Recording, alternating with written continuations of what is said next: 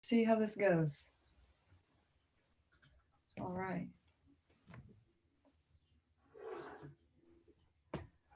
All right.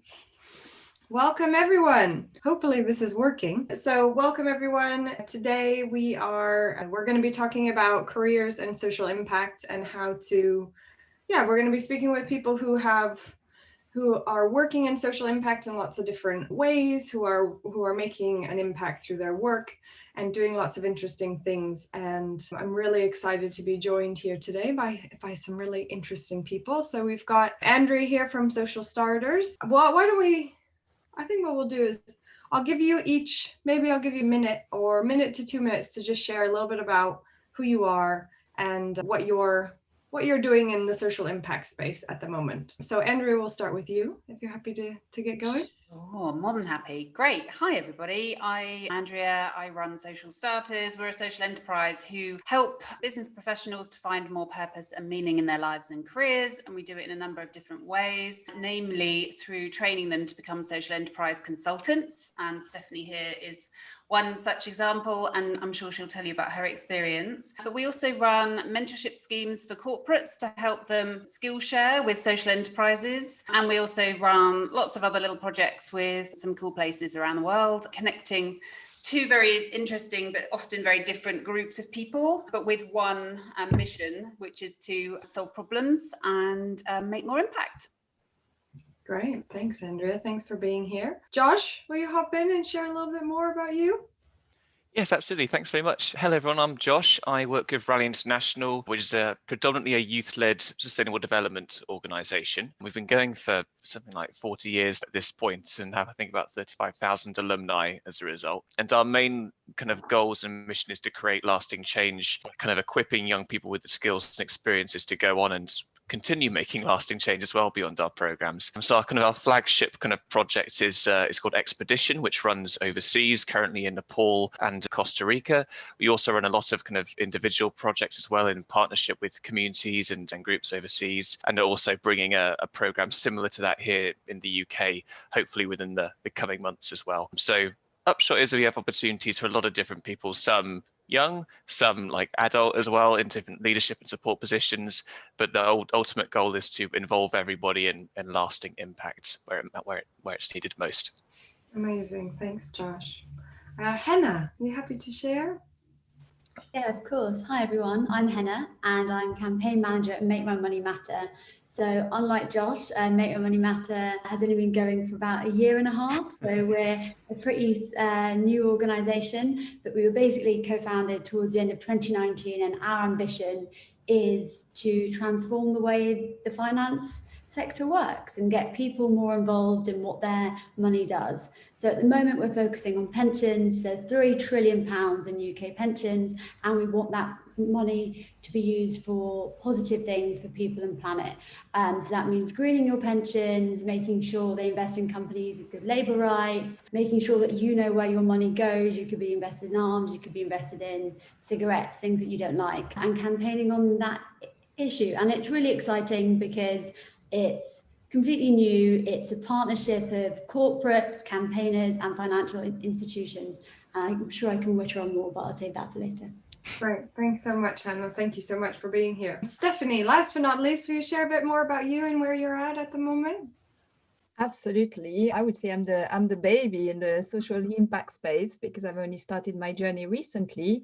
As Andrea mentioned, it really happened in the Social Starters program at the end of last year. I've started developing a new business in the UK. We're together with a partner called Big Bloom, and we organize hackathons for the benefits of social enterprises or charities, which we then offer to companies as a leadership training program with a social impact and an opportunity for employee engagement. So it's early days, but a very exciting project. Amazing.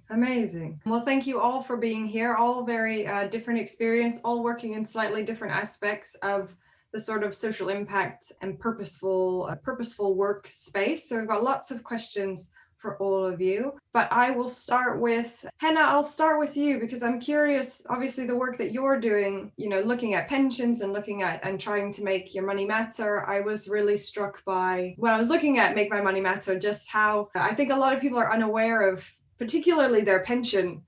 That's such a huge force for good if you use it as such.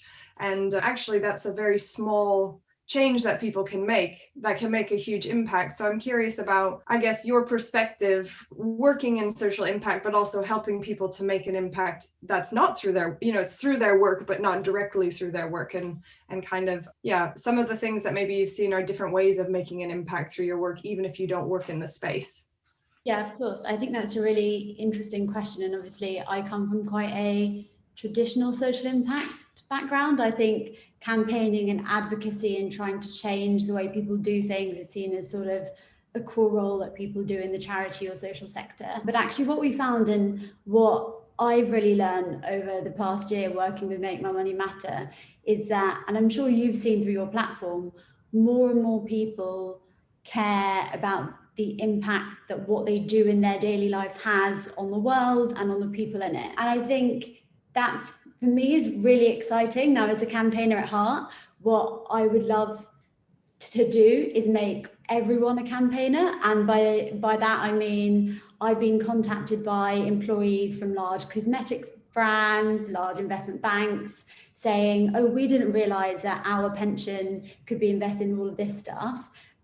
This is important for us, so we want to take it forward within our organization because we want our organization to be offering us things which are positive for people and planet. And I think there's obviously the personal choices that you make, that we all make every day, which is you might be going vegan, you might be flying less, you might be not using plastic straws, and all those things are great. But actually, when you talk about impact, for me, it's about making people more conscious of the sort of systemic effects of the choices that we make. And I think pensions is a really good way to start with that, and actually not only switching your pension, but talking to other people about it and talking to your workplace about it actually is a really effective route for change as well. And I think it's about making people confident to be advocates and to campaign themselves, even though they don't necessarily see themselves as campaigners.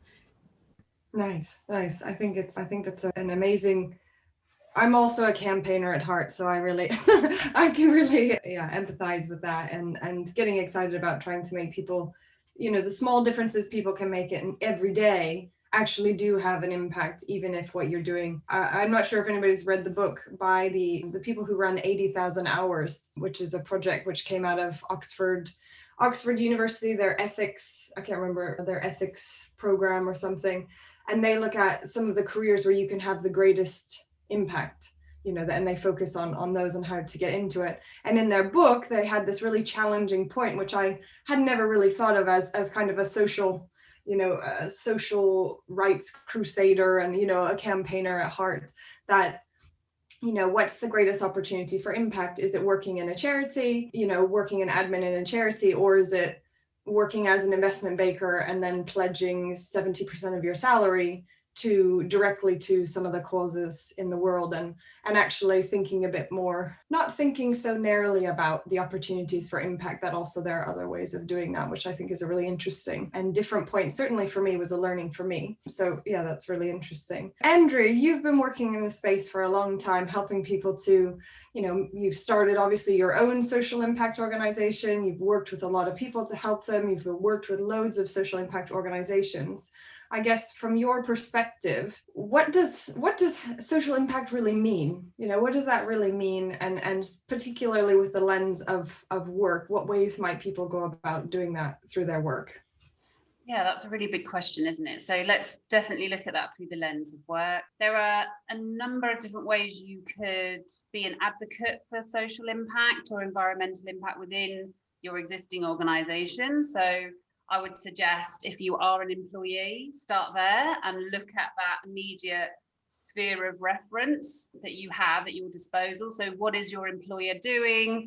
How do they make a social impact, if they make any at all? Where are the opportunities for change? And you can be that advocate within. And that's a really powerful way that you can help your employer start to reinvest some of their own profits and redistribute the time and talent of their employees to do good. Otherwise, have a look around your life, your community, what's around you. And there's an amazing app called Nextdoor. I don't know if you know it, but you could go in there and suddenly you're volunteering, helping, an older person go and pick up their prescriptions or whatever it might be. That's making a social impact to a certain extent, isn't it? So volunteering is really important. And then, just think, what are the causes that are really important to you? Are you doing enough? Is your regular donation to X charity, is that enough? And, do you feel compelled to want to do more? Because social impact, and when we talk about social impact, we also include environmental impact. It's everything that's going on in the world where there's an injustice, or there is negative impact being created, and we have to work really hard to try and remedy that. So we at Social Starters, we have 3 big areas of social impact that we look at, which are around inequality, economic crisis, and climate change. And so we use those as our call to arms, and then that attracts people who feel also equally compelled to try and make a difference in those areas. Amazing. And I get really excited when I think about it's focusing on those missions that you're working on, because it resonates with people. Somebody was saying to me the other day, I don't know if anybody's read Glennon Doyle, her book, of her various books, but her book about Untamed, and that you should follow the things that break your heart. And that's where you can find a lot of purpose in working on the things that break your heart. And I think it resonates so strongly with those things that I think can break our hearts. So yeah, really excited about the work that you're doing. Josh, you're working at Raleigh, and Raleigh is obviously a hugely impactful organization that is working on, systemic change, but also change in communities. And I'm curious, for you as an employee working at Raleigh International, what's it really like to work at an organization that is focused on social impact? Yeah, I mean, it's incredibly rewarding in that respect, because the work itself is so directly focused on this and about measuring exactly what the impact is and where it can be made. I think similarly to kind of what's been touched on, because impact can cover so many different respects, I think our projects really try to cover that kind of range of large scale sort of programs that are creating quite marked change that is sustainable and lasting in, for example, a rural community without access to water and sanitation hygiene, or a vulnerable environment that needs that support.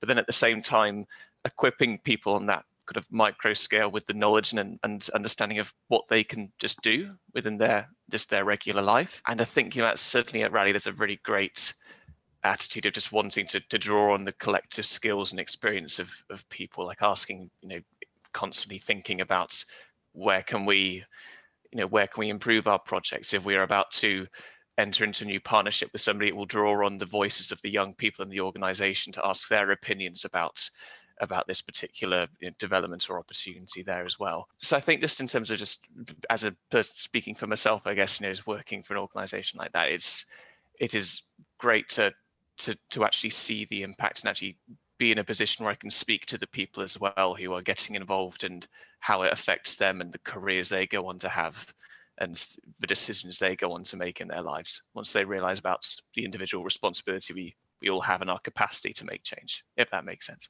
No, amazing. And obviously it's, you mentioned hundreds of thousands of people who have, gone through this process, and that must be hugely. I noticed that Tim Peake is one of your alumni. Thought that was pretty cool. Yes. Yeah, he was speaking on Dead Time Discs a few weeks ago, and I had the radio on. I just kind of perked up like a cat and just kind of said to him, he's on, everyone listen. Yeah. Amazing. And yeah, obviously it has a massive impact. And I suppose a similar question for you, Stephanie. So you mentioned that you're new to the social impact space, and obviously we're working in a less maybe socially impactful industry before you came to making the move. And I'm curious your experience of making that transition, because it's something that I know that, obviously we see at Escape quite often that people really want to move into having more purpose in their work, and they really want to work in social impact, and they're not really sure how how to make the transition. I think sometimes the space around charity and social impact can be quite difficult to get into if you don't have experience or pre-existing contacts in the space. So I'm curious about your experience and how different or not it might feel to what you were doing before. Right. Well, the first thing I would say is that it doesn't happen instantly. It's a process, and I guess everybody's different. For some people, it might be a 2-year process. From some people, I think Andrea, you mentioned one day was almost a 10-year 10-year process for you. It certainly is a process from the moment where you realize that what you're doing doesn't really align with your values, to the moment where you take the plunge, and to the final moment where you get to a place where maybe Andrea is, where that's what you live and breathe, and that's your daily bread. With me, it took me years. I first did nothing, just thought about it. I guess one of the first baby steps I took was to do a career change workshop, which I found hugely helpful and a good way to get me started on the journey. But it wasn't enough. I then worked with a coach, and that led me to move down to 4 days a week instead of full time. And that made a massive difference, because suddenly I had a day for thinking, for more headspace, but also for meeting people, for exploring things. And just so moving from just thinking to action, I think was a key step in actioning the change. Still, financial pressure, everything, I still wasn't taking the plunge. I still managed to accept another job in the same sector, because I needed the money, and I thought I could do it for the money. I couldn't. I was unhappy, and I was finally made redundant last year as part of COVID, and I think I breathed a huge sigh of relief. But all the preparation and all the exploring that I had done in the previous years meant that I was really quick to react, and I jumped on the opportunity. So the timing was perfect. Social Starters, the program was starting literally the day after I finished in my job, if not the week before, but anyway. No one needs to know. And that was really instrumental, because it was just in a couple of words about the project. I hope I will do it justice, Andrea, but if it's an immersion program into social enterprise. So there's 2 parts to it. One, for 2 months, you are paired with a social enterprise for a consulting project, where you're helping them on a strategic challenge. And then the other part is a learning program, where every week, together with your cohorts, you learn through Andrea and her team, Christina, about the world of social enterprise. So completely eye-opening, but also great confidence builder, because suddenly you're there, you're doing it. So it's great that you're immediately doing this consulting project, because you're there.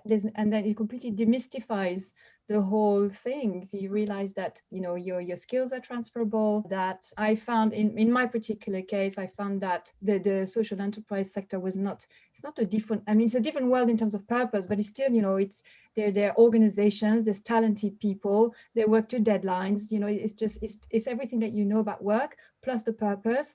And again, in my experience, minus the ego, maybe, which was really refreshing. And so I think that's really, for me, that was definitely the best decision I've made career-wise for a very long time. And I can't remember what was the last point in your question. What am I doing today? Or what did you... It's completely different. I'm now an entrepreneur versus working for a big company. It's not my first attempt at entrepreneurship, so I'm not completely lost, but it's hugely motivating and exciting, and it's great to be led by purpose, not by money. Money will have to come at some point, but yeah. Amazing. As you can see, I'm happy. Amazing. And Andrea, obviously you've worked with a lot of individuals over time, helping them to kind of make the transition into social impact. And I'm curious about, for those who, don't have any experience in it and want to get into it, are there, obviously they can come and take part in the programs that you run, but I'm curious about what other ways you've seen people make the transition into it, and ways, I think it can be a bit intimidating. So I'm curious about anything that you've seen that has been really effective for people. Yeah, absolutely. It is a transition process, right? And so a lot of the time there's a bit of procrastination that goes on, maybe a little time wasting, or you get distracted. Maybe you take a sideways move and think that working, for a startup instead of a big corporate, but doing the same discipline, maybe that's the change that you need. So you might knock around for a couple of years doing that, but then you still come back to the same place. and you realize that something doesn't feel right. There are lots of free things that you can do. There are lots of networks you can join. And I'd say just taking those baby steps initially, because yeah, it can be a bit intimidating suddenly leaping in, head first into a big life change experience, like a program that might take 3 months, or some programs are out there that are years long. So baby steps, change one thing at a time. Don't go move country, change job, start family all within the same 3-month period, and read lots of books. I mean, the reason my career changed, my transition into social impact from corporate media took so long was because I didn't join anything. I didn't do anything. I just created my own DIY experiences. I volunteered. I went traveling, did things overseas, did lots of pro bono. And actually the thing that, really opened me up to new experiences was just the simple art of saying yes and then following through. So whenever anybody made me a book recommendation or a podcast, I actually went and read the book, or I listened to the podcast. So then that led me to Tim Ferriss with the 4-Hour Work Week, which completely changed my life. I then discovered the Lean Startup, read that, again, completely changed my life. So, buying a book, simple thing, buy a book and read it. Nice. I think I'm very bad about doing that, but it can make such a huge difference. Just getting yourself into a different headspace and then connecting with people who are also excited about the same things as well can make such a big difference to just opening up those opportunities. Josh, obviously you have a lot of people who join in as volunteers through Raleigh and then go on to do various things. And I'm curious about what you've seen as volunteering as an opportunity to kind of build that experience and how people use that to go on to do other things as another avenue. Yeah, I mean, it kind of depends largely. It's, again, the different stage of life that people are joining at and what they specifically want to do. So as mentioned, you've got opportunities for young people aged 70 to 24 who join at quite a specific time in their life where they're probably just spoiled for choice, thinking about what you can go and do next and where you go from there. So that can be really valuable, just as kind of almost equipping you with skills as a young person to think about, I do maybe have this capacity for getting involved in projects, or I have these skills in leadership or teamwork, or an interest in this that I didn't realize I had. And so that can then go on and influence somebody from quite an early stage to then go on and either do study in international development or environmental science, for instance, and then to directly pursue that in specialist roles from there.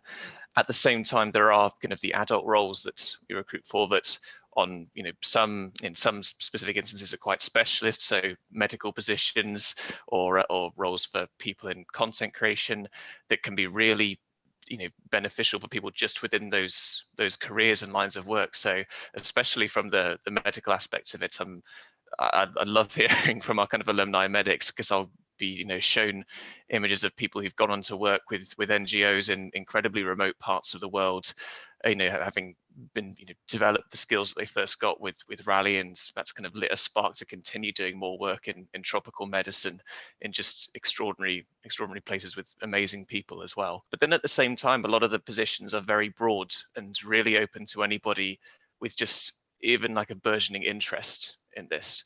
And that's, again, a great pleasure for me, is speaking to people who say, I don't really know where to start. I just feel like there's been something missing that I want to begin my kind of career in doing. And a lot of the time, all they really need is just that initial enthusiasm, as well as kind of just an interest in working with young people, or just that kind of just boundless enthusiasm just to deal with sometimes the incredibly kind of tricky world of sustainable development sometimes. But then in terms of the work that goes on to people go on to do from that, it kind of, again, really depends on their journey. So you have some people at the very beginning of their career, other people have taking a career break about halfway through, others who are just considering what they missed now that they're approaching retirement or want to continue doing. And the work they've gone on to do is ranged from like a huge range of NGOs to specific work in mountain leadership, for instance, or specific work in environmental science, or then joining us in Raleigh. We've had somebody who used to work as a Spanish interpreter with us join the team literally just within the last year, and the role she now has with us is completely different to her background in finance and things. That's been incredibly great, just to to see more people join the team and see where they go next, really.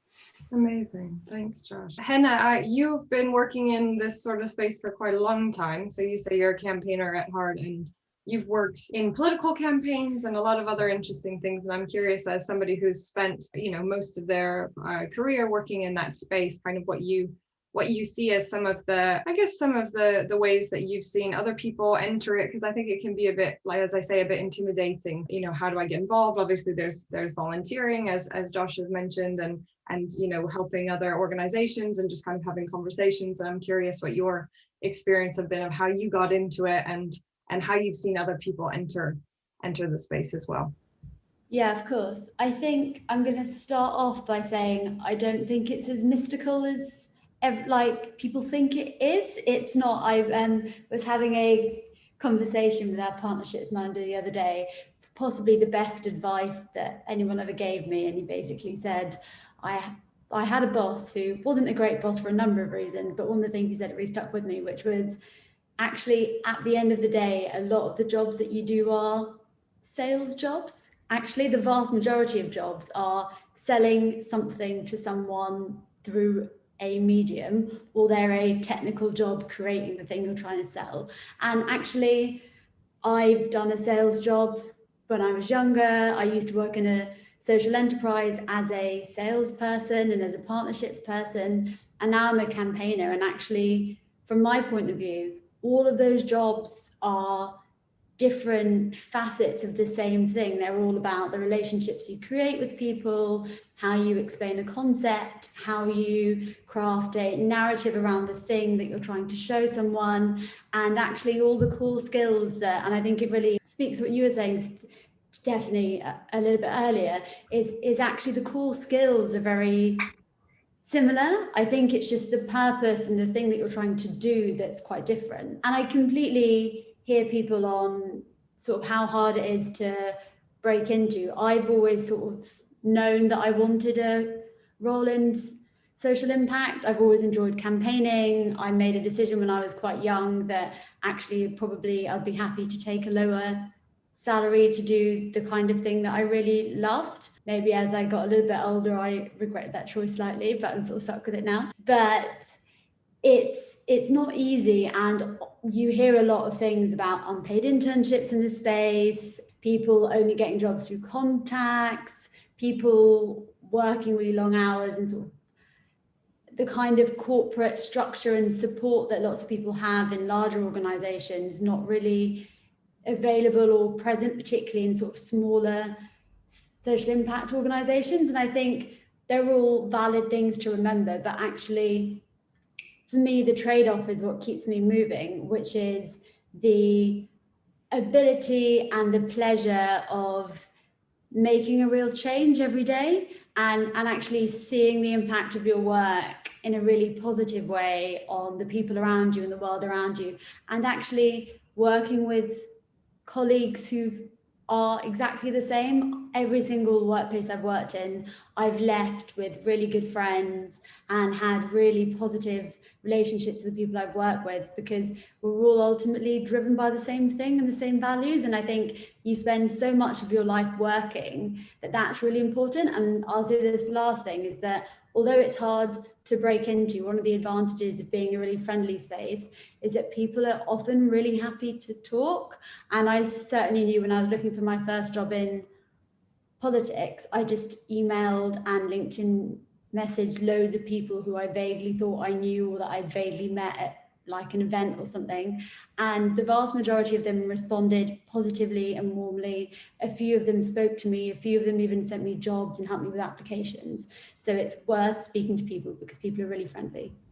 Amazing. Thanks so much, Hannah. I think that's it's so important, to kind of reaching out to people and just, people are, I think I could see everybody nodding, because I think we all know that people who work in a space, when you really care about, you care about something more than just, yourself and what's going on in your own kind of life and salary and etc.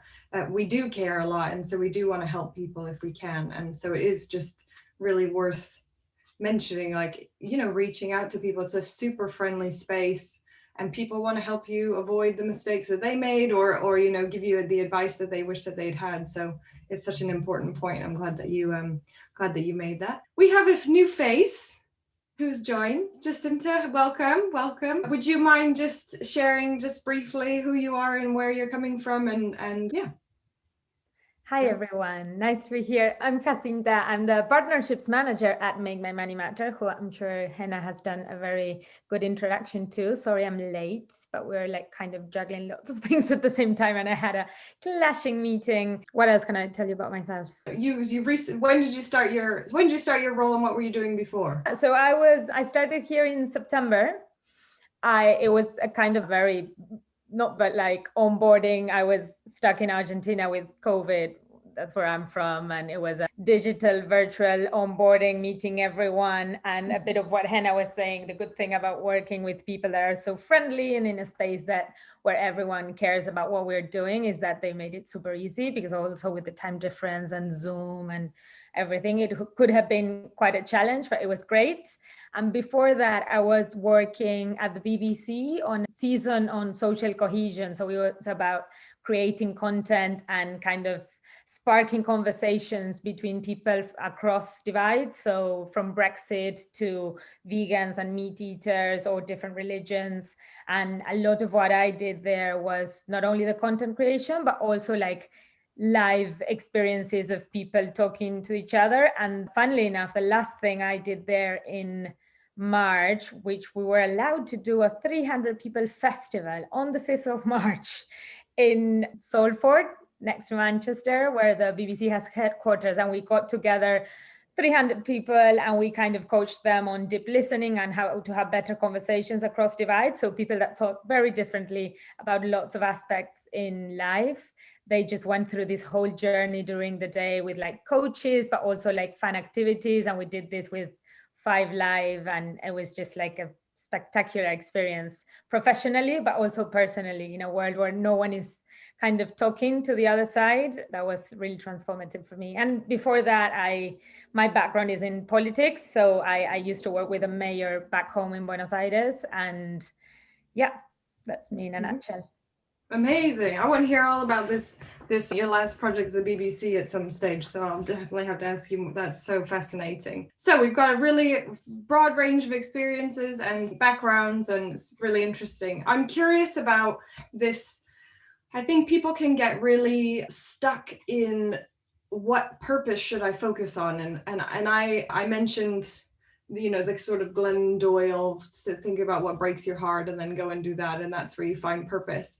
And obviously we're all working in social impact and in purposeful work in some way, and I'm curious if you believe that we can fulfill our life's purpose with the work that we do, and if that's the only, it's not that if that's the only medium, but I'm curious if, for the people who are afraid to pick one thing because it's so hard to pick one thing to do, what would you say to those people who are kind of scared to make a choice? Andrea, we'll start with you. Well, first of all, you know, why do you want to work in social impact or in sustainability or in environmental issues? You know, what is your why? Why are you doing this? Where does that desire, that motivation come from?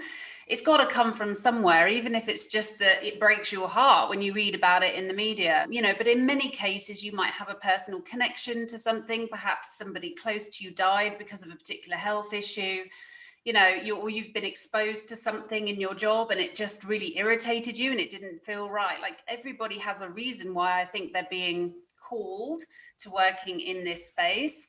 And if you're really struggling to find that, but you just want to work in the space because you want to leave the planet in a better position than when you entered into it, then, you know, go exploring and have fun with it and play and volunteer for lots of different organizations. And you know, you will eventually find your home within this space, and it will reveal itself to you. I firmly believe that. And when you find your true calling and you're doing the work, and Sky, I know we've talked about this before, when you finally are in that job, it takes a little while to get there. When you know you're doing the thing that you're meant to be doing, everything just really clicks into place.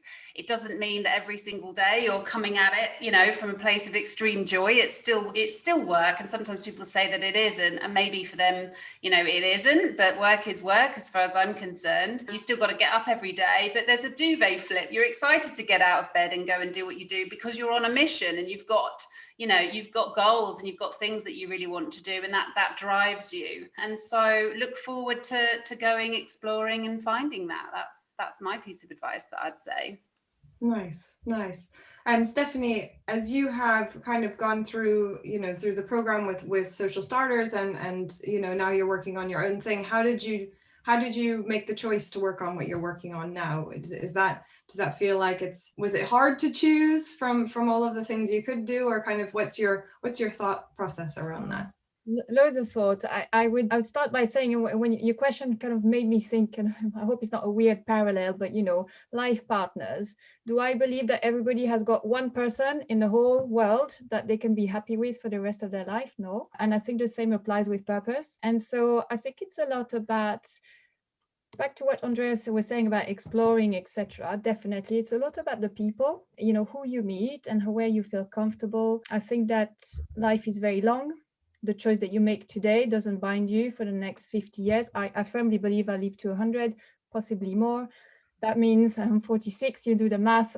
I've got loads of time to do more than one thing and follow more than one purpose. Third point is that you can make a choice. You don't always have to. So in what I'm doing now is a choice of no choice, and that is, for anybody who knows me, it is very fitting. I'm you know, chief procrastinator. I hate making choices, and so in what we do with Big Bloom is that we help social organizations in any area. We look at organizations, and when the purpose resonates, we get in touch. So can we help you? We have this amazing methodology that can really help accelerate innovation within your organization. You know, do you have a challenge to solve? We can help you. And so that feels good. And I think you know, if you were to be a consultant, let's say you're a marketing consultant, that's also a way not to make the choice. And I'm sorry, I'm not answering your questions. I'm giving you tips not to choose. This is good. It's good. But if you're a consultant, a marketing consultant, you can consult for any number of organizations in any sector. So you're still doing good, and you get exposed to lots of different purposes and causes, and maybe one day you jump in and you get married. Right. Yeah, I like it. You date your ideas, date your curiosities first before you decide to commit. I like that idea. Definitely. Henna, I guess this is very similar to, you know, you said what you were saying about kind of the transferable skills, and actually there's so many, fundamentally when you break it down, a lot of roles are similar, but maybe just working towards different causes. And for you, as somebody who's worked in politics and worked on lots of different issues, how have you gone about deciding like what to work on, and is there any advice that you give to people who are kind of trying to, you know, in addition to what others have said? Sure. I think the most important thing I've learned is not to over plan. I think it can be very hard not to, because you obviously, you know, you need an income, you know, you want to do this X and Y thing. And I know lots of people who have sort of a 5 or 10 year plan mapped out because they know they want to be a lawyer, or they know they want to be a civil servant, or they know they want to be a doctor. And I just remember, and every time someone asks me this question, I just remember my parents being like, well, if you don't want to be a lawyer, you don't want to be a doctor, you don't want to be a civil servant, what is this weird career path you've chosen? Where are you going to end up? And I always had the answer, which is sort of like, I don't know, I could end up here or here or here. And I think at the end of the day, it comes down, actually, and this is a little bit hard-headed of me maybe, but how comfortable you are with risk. Because actually, like, I'm quite lucky in that I'm not that risk averse, and I've sort of bounced from thing to thing. I've taken on lots of opportunities, but for me, the line is I always need to know that I can have an income. And so going freelance, or say I've had a few great opportunities to sort of do things a few days a week to build amazing new campaigning organizations. And I've said no, because I don't want that level of insecurity. I know I don't have the sort of wealth to help myself if something goes wrong. And so that's my red line. And I think it's worth people in a really sort of hard-headed way thinking through, like, what are your red lines? What's the minimum that you need to earn, or what's the minimum amount of security you want, and then to like search for opportunities and also take opportunities as they come. I think personally as well, I never stop looking for opportunities. I'm always like on the job boards, having a quick look, seeing what comes up, speaking to people about the new things they're working on, even if I'm not necessarily looking for something, just because I like to help with new campaigns and new things, and I like to know what I could be working on in the next few years. And I think having that like forward eye or almost all the time is really helpful, and it's really exciting. It keeps me motivated because it keeps me thinking outside of my normal role, like I'm actually working towards something else that could be 3 or 4 years down the line, which is really exciting and cool.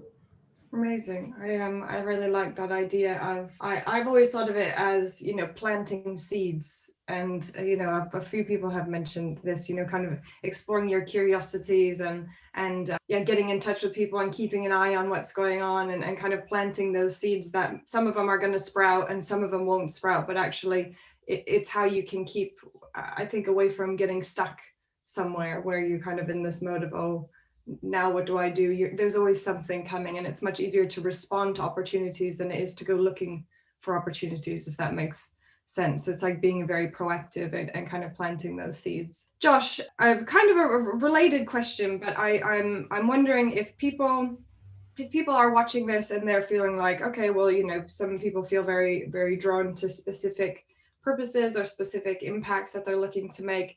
If we don't know what our purpose is, or we're not really sure what that is, how can we find it?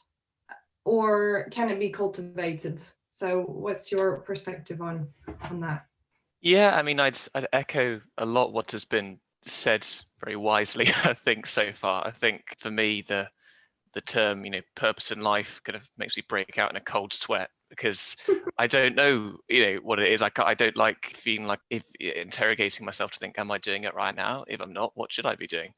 I think similarly to what's been said, I really like the idea of acknowledging the different paths and directions you can go in, which can sometimes be quite difficult to do. I think naturally there might be a compulsion to compare yourself to people in completely different areas of life who've made different decisions, who knew different things at different times in their past as well. And it is entirely dependent on what you feel gives you satisfaction in that way. And the best way to do that is, as you said, to plant as many seeds as possible, to explore as many opportunities as come your way. There's a line, I think, from a film I like, which is something like, it's quite easy to make a lot of money if all you want to do is make a lot of money, which might well be true. I'd never know. I've never worked in a job that makes me a lot of money. But I think the reality of that for me is thinking that there is more to it than just that. There are lots of different ways that naturally we feel like we want to be rewarded. And working in an organization committed to social impact, regardless of where it is, for me, does generate an awful lot of that sense of reward, to feel like you are part of something greater, and you are as part of a greater movement that is directly helping people. And you don't even need to force yourself to feel that. I think just recognizing that and appreciating your own kind of part in that larger piece does do an awful lot of help. So to kind of go back to thinking about what do you do if you feel like you're stagnating, it is really, I think, just thinking again about what it is that's missing, you know, what it is that to you feel like would give that sense of reward, and just say yes to things, explore things, accept that, you know, your journey is not a straight line. It is not the same as somebody that you might be comparing yourself to. It can go in myriad different directions. So just say yes to things that you think, if you feel like you've got something to gain and give in a place, say yes to it, really. And Jacinta, I'm curious about, you've obviously worked in lots of different, with the BBC, you said you worked with the mayor in Buenos Aires, and now you're working with Make My Money Matter.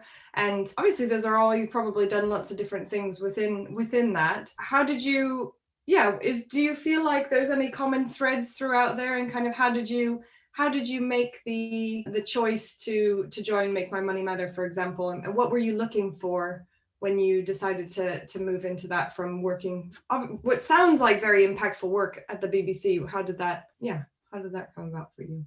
So I think the way I see purpose for me is a driving force more than an end goal. So it's interesting because, like Henna, I'm always like scoping out for opportunities and talking to people. I find like talking to people who do things that I might be interested in like really helps me just to understand if I would like to be doing what they're doing or not, or maybe I have the wrong idea. So, and then they always asked me like, okay, but what is it that you want to be doing? What's your purpose? And it was very frustrating at some times because it was like, I don't know, I just I want to make the world a better place, which sounds very naive, but also what it does is that it hasn't narrowed like my opportunities down. So I didn't know I was interested in climate change. I didn't know I wanted to change the financial system from the inside. And here I am. And I've discovered like all of this opportunity and like this space where so much needs to be done that I didn't know existed. So the way I see it, for me, purpose is about like kind of this driving force, but also like keeping very curious all the time has really helped me, because if I had stuck to like one idea of how I thought I was going to achieve that purpose, then maybe I wouldn't be here, and I'm loving it. So for me, it's about not being afraid of like a bit of like taking a risk, but also like following your gut, your curiosity. Like if an article just like caught my eye and why am I reading about this? And that's like, for me, it's about keeping very open and also knowing when to kind of grasp the opportunity when it comes your way, or when you find it in a way. And that's very interesting, like how the universe of the world works. And so if you've been looking for quite a long time, or if you've been like putting in your work and your curiosity, and you've been reading and talking to people, then things happen, even if at one point maybe it might seem that it doesn't. That's like the one thing that I've learned. Amazing. I really like that. It kind of strikes me that all of you have said something around giving yourself permission somehow, giving yourself permission to fail, giving yourself permission to be okay with whatever your red line is, giving yourself permission to explore, to experiment, to be okay with not committing to the first thing that comes along, and to also, a few of you have mentioned like keeping your eye on the horizon. I think a lot of people can feel guilty if they're doing that, and they're obviously in a job, or they're working on something, and it really strikes me that there's something that we all have to give ourselves permission to try. That it's okay to try different things, and you don't need to know what the answer is, and that's really okay to figure out that actually that's not the thing, and actually you could go and do something else. I think one thing that I find a lot working with people and trying to help them to figure out what they want to do or land a new job is that often people think that somebody has to give them permission to do that. And that if I care about climate change, I can give myself permission to go and start my own campaign about climate change. I don't need to have that be my job where somebody else gives me permission to work on that. I can just go and do that myself. Or, Andrea, as you said about Nextdoor, like I can give myself permission to put a shout out on there and try to connect with other people. And so much of this feels like it's about giving yourself permission to seize opportunities and do things, and just be thinking a bit creatively about how to go about it. So that really strikes me that all of you touched on some elements of kind of giving yourself permission to just have a go, and actually that can have a big impact. Being curious, that really strikes me. I'm conscious of time. There's so many things that we could be here for about 5 hours, and I would love to be here for about 5 hours talking to all of you. But I suppose in terms of what's my last question I want to ask you? I suppose my question would be, there's so much that we can all do to have a positive impact in some way if we care about the world that we live in, if there are things that break our heart, if there are things that we really want to be doing. And I'm curious what each of you would say if you were going to give one piece of advice or one challenge or one suggestion of what people might do to either have an impact in their own lives or maybe working towards something so that they can do that on their career journey. Does that make sense? Have I phrased that in a way that makes sense? Okay, so whoever wants to go first, I won't call, because I can see people thinking. I don't want to call on you before you formulated your thought. If anybody wants to hop in first. Actually, I'm happy to share. And it also segues quite nicely on from the last question. You know, it's so easy. And I felt this as well myself, probably 7 years ago. I'd already been working in social enterprise actually for 2 or 3 years. But I still felt, as far as me being, you know, the person that led, you know, the creation of the impact, it was a little bit like, well, who am I, you know, to have the audacity to think that I can go out and make the world a better place, you know? And I think a lot of people probably do feel like that. And what helped change that for me was by coming to, and this isn't, you know, an intentional plug, but to come to Escape the City at the time that I did back in 2013-14 and join one of your early cohorts of the Startup Tribe. That was just such a phenomenal game changer for me to feel like, you know, my ideas were validated. It was such a big thing. So my big bit of advice would be to join a network. Just go find your tribe, find your people, surround yourself with other people who are quirky, just like you, and, you know, and they have audacious but maybe secret plans to go and change the world and make a better place, because then you will start to believe that you are capable of it. Amazing. Love that.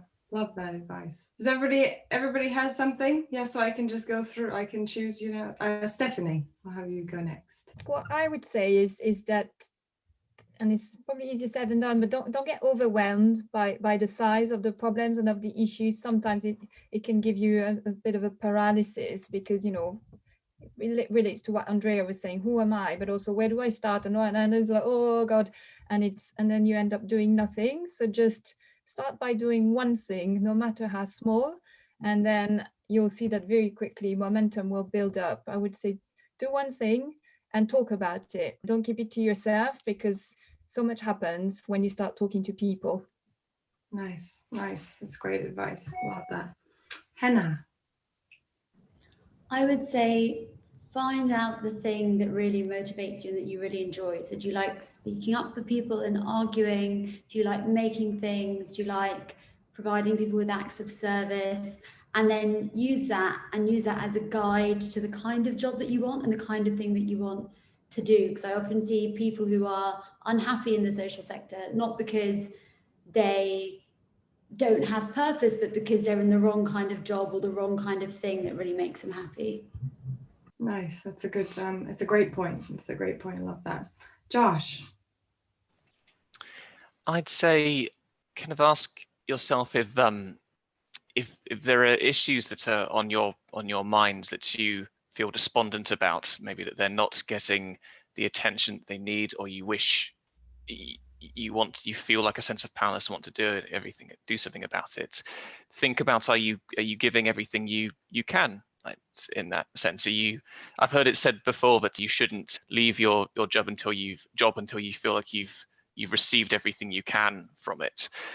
Conversely, should you leave before you feel like you've given everything you can to it? If there are means of making your organization more sustainable, can you be the person to promote that? If you feel like you can make your company more accountable, or there are just ways that you think are really like glaring opportunities for you to improve things, not just for yourself, but for your colleagues and the wider people you're helping through it, you can step up to be that person, really, either just where you are now or thinking ahead to wider opportunities for you.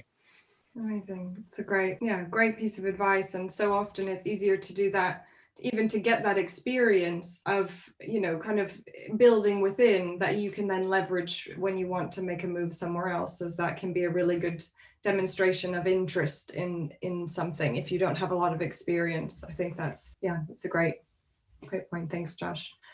Last but not least, you happy to share?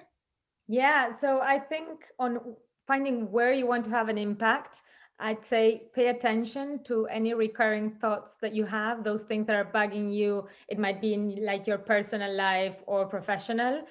That might be where you are like the opportunity where you have to make that impact. And like Stephanie said, like test it with people, talk about it, and you can start very small. But what you can do is like use your mini focus group around you and just like test if that is something worth pursuing, if that is something that people also care about, and then you will kind of see if it's something that you want to pursue. And it might be on your personal, like your community, but it can also be bigger and it's starting your own thing.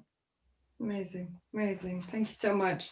Well, look how on time we are. Amazing. I just firstly want to say, thank you so much to each of you for joining and sharing, and so many like sound bites that I want to pull out and just share with everybody, because it's so valuable to hear from people who are working in the space, have transitioned in the space, like understand the challenges, the ups and downs, and yeah, just hugely inspiring. So thank you so much to all of you for joining. We will share all of your contact details, or where they can find you, your websites, etc., as part of this. So if people want to get in touch, hopefully they can get in touch with you. And yeah, and then I think we'll share some extra content on some of the amazing tips that you all shared and advice that you shared. So lastly, just say thank you so much to each of you for joining. Hugely grateful. And for everybody watching, good luck, and let us know how you get on. So thanks so much, everyone, and we'll see you soon. Thanks very much, Sky. Thank Bye, you. everyone.